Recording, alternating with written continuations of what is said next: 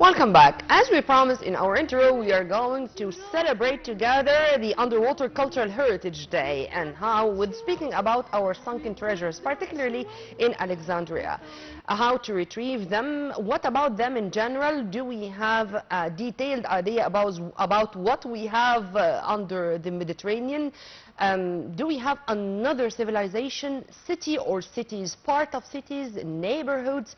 Let's discover the whole story with our dear guest live here in the studio, our historian and researcher, Mr. Ihab Kamel. Hello, sir. A very good morning. Good morning to you.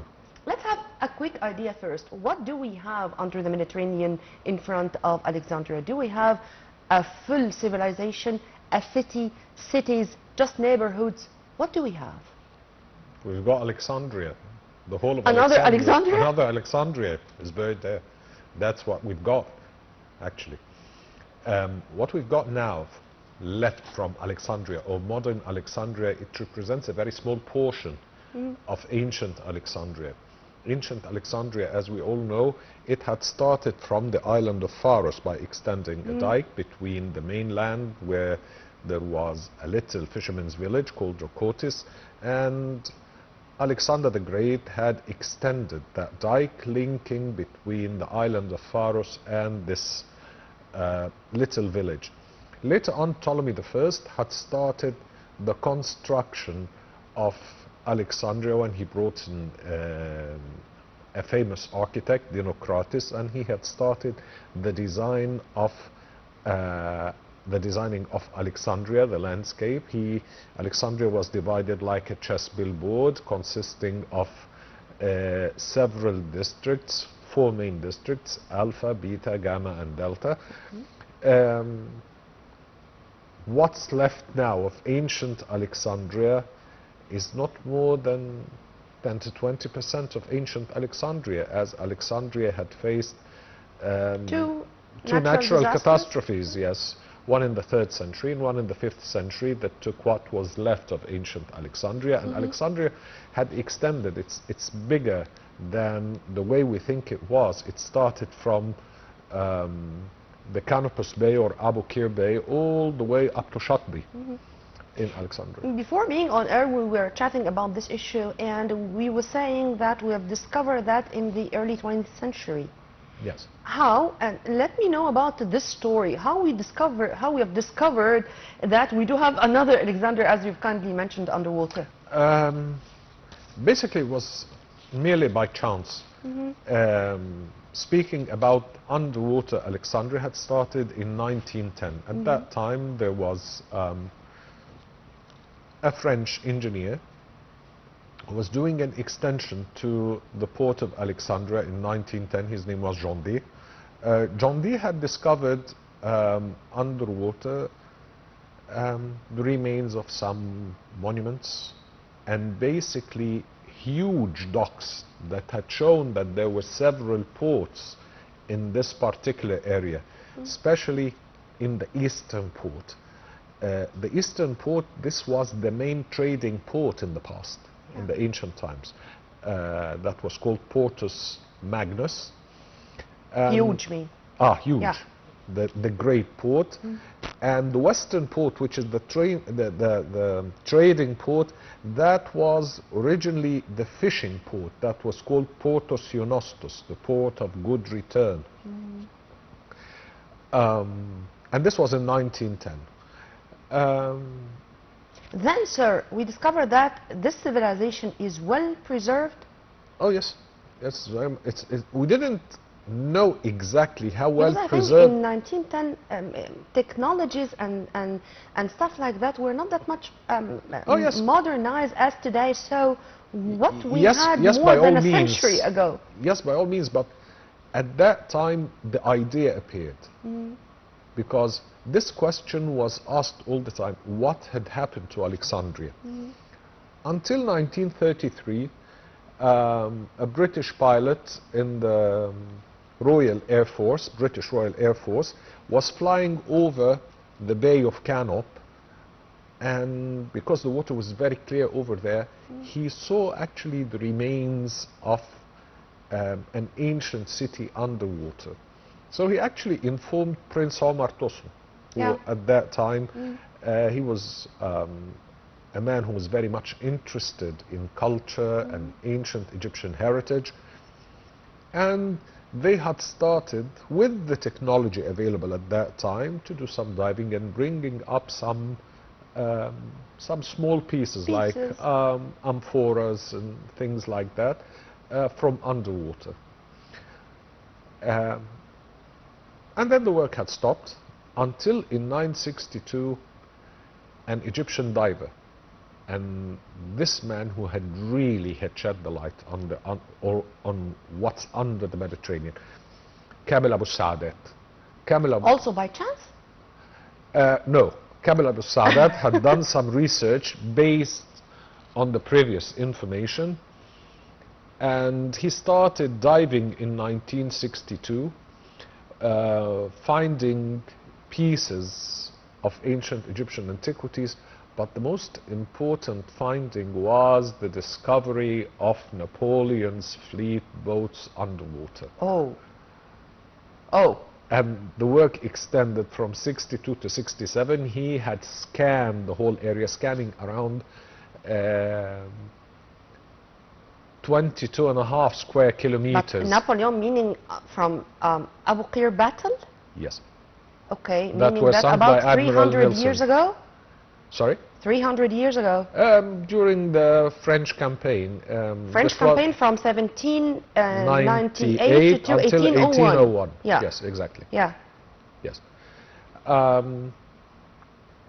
So. But there's such a gap between the Napoleon boat and the remains, or the remaining parts of old Alexandria. As I said, the whole thing, one thing led to another. To another, yeah. Exactly. This is very interesting. And he had started putting maps for the whole area until in the 80s a French expedition came. He discovered actually one boat of them, Kamel Abu Saadat, Le Patriot, and then later on a French expedition came in the 80s and they discovered the commandership boat, L'Orient, and then they started bringing up the fleet until the late 80s, when the European Institute of Marine Archaeology had started asking to continue the diving over there. And at that time there was a Frenchman, his name was Jean-Yves Empereur, who had started diving in the eastern port from 88 until 92. At that time Frank Godeo was working in the Bay of Canop, where he had discovered the city of Heraklion. At that area there were several cities, Tunis and Heraklion. Tunis? Tunis. Yeah. Yes. And Heraklion, and he had discovered that Heraklion was still in a very good condition. Because there's a Tunis in Fayoum. No. Yeah. I wanted to focus on that, sir, and to see to what extent we knew about this civilization from the sunken treasures. I mean, we knew about what happened, we knew more info, we got new data, we know how Alexandria was thousands of years ago, since it was created by Alexander the Great, or still there is a lot of mysterious things which we did not discover until the moment. No, there is still a lot to know and to discover. Basically, most of our information about ancient Alexandria, it came from the ancient historians, like Plutarchus, like Josephus, and they had lived in the Roman period mostly. But Ptolemaic Alexandria, it still needs a lot of research and a lot of hard work. Let me be more frank. Do we have any info or any data or any even possibilities that we do have to know where Alexander the Great was buried and Cleopatra was buried? And we listen all the time to rumors and even media reports about where they were buried. It's in Alexandria, it's underwater, and it's there, but we should know where to search, where to dig. True, or all these reports are rumors or pseudo news, or what? Well, according to the documented information from the ancient historians who had visited ancient Alexandria.